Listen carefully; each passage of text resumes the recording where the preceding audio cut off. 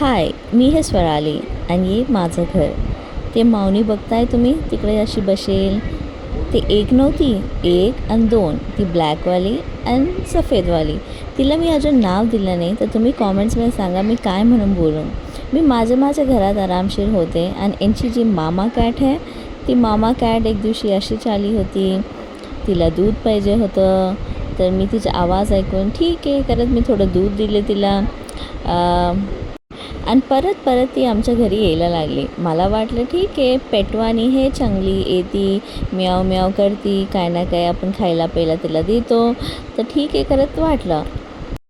आता काही दिवसापासून म्हणजे 2च दिवस झाले, तर पहिले सफेद कॅट आली, मग ब्लॅक कॅट आली आणि पहिले ते अंगणमध्ये फिरत असता, पण आता पार घरामध्ये पुरं घर फिरता आहे.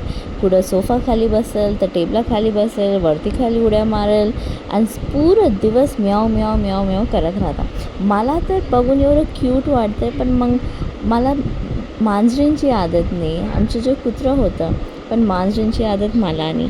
याला कसं टेक केअर करावं त्याला मला माहीत नाही. पण मी एकटी आहे आणि ते खूप अत्राप आहे, खूप अत्राप. असं रात्रीच्या घरात राहून जाताना मी दरवाजा बंद करून घेत असते.